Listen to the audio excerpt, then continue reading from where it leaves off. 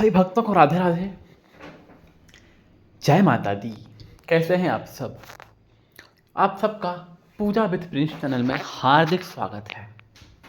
आज हम सब बात करेंगे देव उठनी एकादशी कब है, कब से लग रहा है, क्या करना चाहिए, क्या नहीं करना चाहिए, आदि सारी जानकारी आज हम देव उठनी एकादशी के बारे में बात करेंगे। देव उठनी एकादशी को हम प्रबोधिनी एकादशी भी कहा जाता है। देव उठनी एकादशी को दिन ऐसा माना गया है कि भगवान विष्णु 4 महीने के बाद अपने योग निद्रा से बाहर निकलते हैं, तब उठते हैं अपनी योग निद्रा को त्याग कर, और इसी दिन चातुर्मास का भी वो अंत हो जाता है, मतलब समाप्त हो जाता है इसी दिन।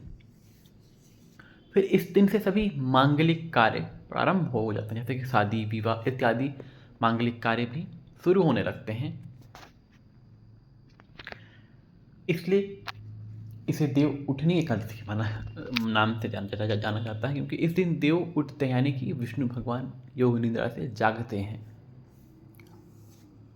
और फिर सृष्टि का कार्यभार और संचालन का कार्य प्रारंभ कर देते हैं। इसलिए इसे देव उठनी एकादशी के नाम से जाना गया है। देव उठनी एकादशी का जो भी व्रत रखते हैं, कहा जाता है कि उन्हें समस्त जन्म जन्मांतर के समस्त पापों से, रोगों से, कष्टों से मुक्ति मिल जाती है। इस व्रत को करने मात्र से कहा जाता है कि साधकों को स्वर्ग की प्राप्ति होती है और भगवान विष्णु के श्री चरणों में स्थान प्राप्त होता है। देव उठनी एकादशी 12 नवंबर को दिन मंगलवार के दिन पड़ रहा है और इस दिन विष्णु भगवान को या शालिग्राम जी को तुलसी का दल अवश्य अर्पित करना चाहिए। पुरुष शालिग्राम जी की सेवा ना करें, स्त्रियां फिर विष्णु जी का स्वरूप रखकर पूजन करें। इस दिन मात्र एक तुलसी का दल चढ़ाने से कहा जाता है 10,000 गाय दान करने का पुण्य फल प्राप्त होता है। इसलिए हमें इस दिन तुलसी का दल अवश्य अर्पित करना चाहिए। पर इस चीज़ का विशेष ध्यान रखें कि उसी दिन तुलसी पत्र ना तोड़ें, उसके एक दिन पहले तोड़कर अच्छे से रख लें और फिर उसे एकादशी को अर्पित करें और द्वादशी को भी ना तोड़ें और तुलसी का दल भगवान विष्णु को अर्पित करें, समर्पित करें।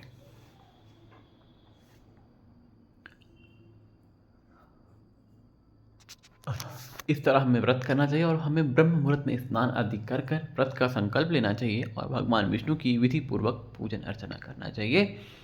उसके पश्चात विष्णु सहस्त्र नाम का भी अगर आपसे बन सके तो पाठ कीजिए, ये और उत्तम बताया गया है, माना गया है।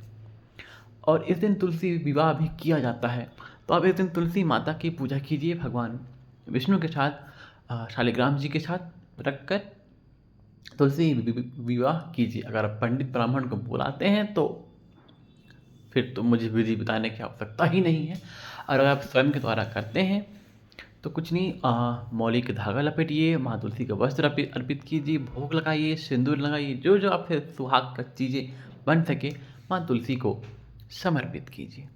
शालिग्राम जी को पंचामृत से अभिषेक कराइए, और दोनों को एक चुनरी तुलसी माता में और एक वस्त्र छोटा सा शालिग्राम जी को पहनाकर दोनों में गांठ बांधिए और फिर मौली धागा का 7 परिक्रमा आप लगा दीजिए पकड़कर। इस तरह से हमें तुलसी विवाह करना चाहिए। फिर हमें कांदा, बादाम, कोहड़ा इत्यादि फल, सिंघाड़ा इत्यादि, केला, सेव जो आपसे बन सके हमें अर्पित करना चाहिए और फिर पूजन विधि करके आरती करनी चाहिए। इतना ही मात्र सरलता विधि उपाय है जिससे हमें तुलसी विवाह कर लेना चाहिए। कहा जाता है मात्र इस एकादशी को कर लेने से हमें साल भर के सारे एकादशी का पुण्य का फल हमें प्राप्त हो जाता है, मात्र एक एकादशी को करने से। इसलिए इसे बड़ी एकादशी भी कहा जाता है, क्योंकि इस दिन भगवान विष्णु अपने योग निद्रा से बाहर आते हैं और अपने भक्तों का कल्याण करते हैं। इस दिन जो भी साधक व्रत रहते हैं उन्हें सभी पापों से, रोगों से छुटकारा मिल जाता है और उन्हें भगवान श्री हरि विष्णु की कृपा प्राप्त होती है। इस तरह हमें ये पूजन और विधि करना चाहिए। और सबसे मेन एकादशी का पारण। तो इस एकादशी का पारण का जो टाइम है वह सुबह 6:40 से शुरू हो रहा है और वो 8 बजे के 50 मिनट के आसपास रहेगा। तो इस बीच हमें पारण कर लेना है। आपको पता है पारण कैसे किया जाता है। पहले भगवान का चरणामृत या प्रसाद लेकर फिर हमें किसी भी भोजन यानी कि विशेष तौर पर चावल से पारण करना चाहिए।